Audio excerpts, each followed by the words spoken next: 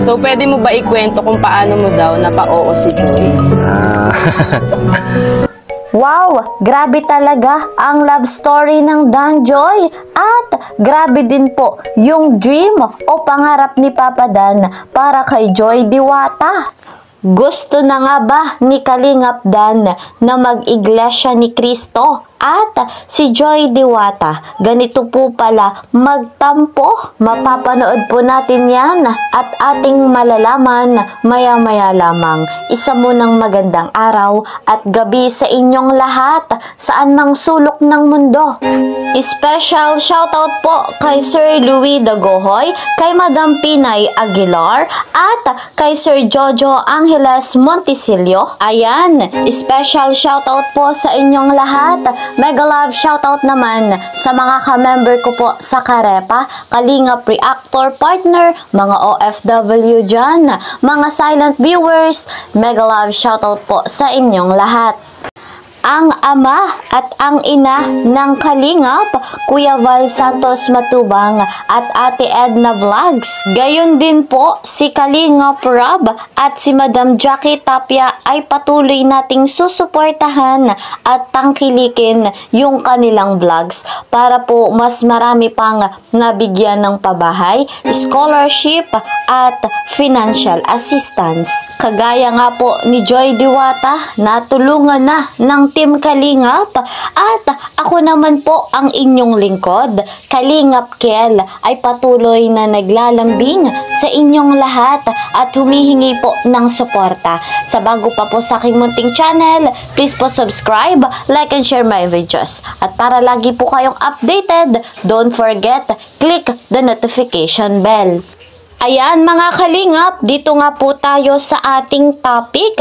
Narito ang panayam ni Kalingap Dan, yung interview ni Kalingap Hana kung saan malalaman natin kung ano na nga ba ang update sa love team na Danjoy at ano nga ba ang nagbago sa love team na Danjoy ngayong sila ay officially mag-on.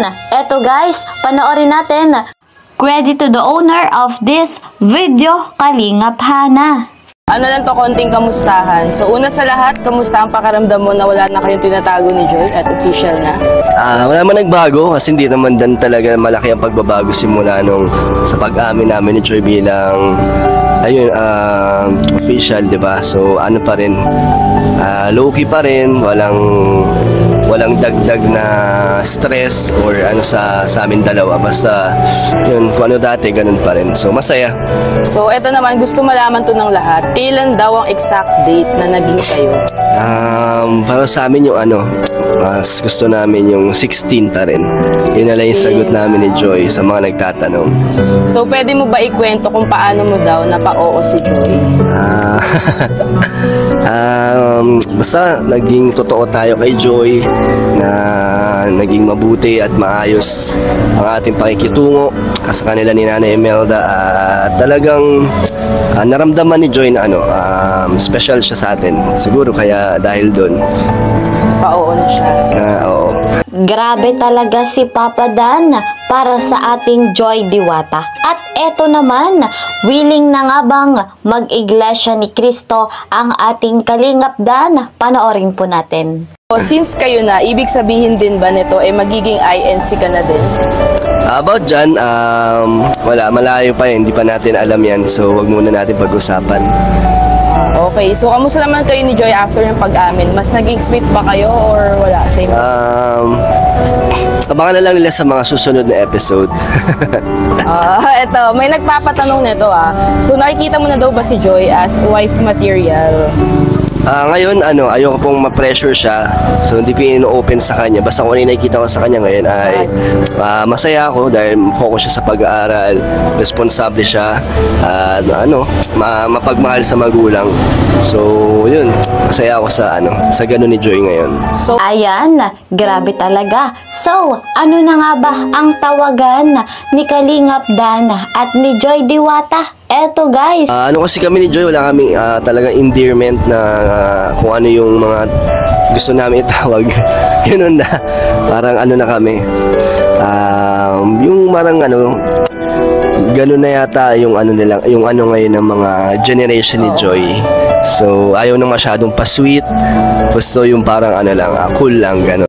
Eto naman mga kalingap, ano nga ba ang dream ni Kalingap Dan sa relasyon nila ni Joy Diwata? Ayun, ma-achieve yung goals ng bawat isa sa amin, marating namin yung mga pangarap namin. From DJ supporters ulit, kung sakali daw ba na mag-abroad si Joy pagkatapos niya sa school, papayag ka ba? Oo naman, doon siya mag-grow eh. Siyempre, hindi natin pipigilan yun. Parang, yun yung gusto niya naman talaga at para sa future din naman. So, yun, kung saan siya mas mag-grow at saan niya ma-enjoy ang kanyang buhay, susuportahan natin si Joy.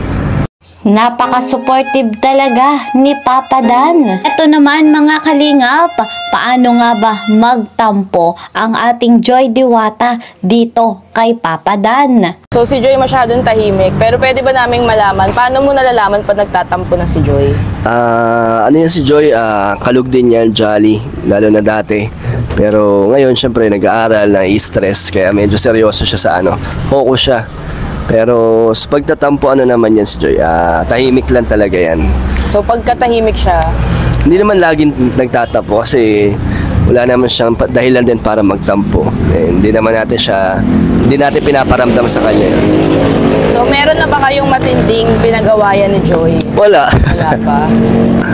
Very matured si Papa Dan at si Joy Diwata. Eto naman mga kalingap, ang pinapangarap nga po ni Papa Dan para dito kay Joy Diwata. And lastly, kung may pangarap ka para kay Joy, bukod sa makapagtapos ng school, ano yun?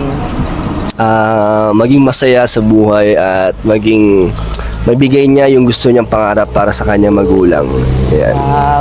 Nakaka-proud ang ganitong klaseng Kalingap Dan. Bukod sa maraming natulungan, napaka-supportive pa sa ating Joy Diwata. Talagang kitang-kita natin yung kanyang tunay na pagmamahal, yung kanyang magandang intention kay Joy Diwata. Kung ano man ang kanilang kapalaran, kung ano po yung kanilang future, ay patuloy nating susuportahan. At syempre, yung lagi nating sinasabi, Dan Joy, walang iwanan. Kahit ano nga pong mangyari, kahit anong pagsubok at mga suliranin, kahit anong gawin ng basher, mananatiling matatag ang Dan Joy. Hindi nga po mapaghihiwalay ang dalawang ito. So, eto po muna ang ating update. See you po sa next video. Mag-iingat po kayo palagi. God bless everyone. God bless Team Kalingap. Bye-bye!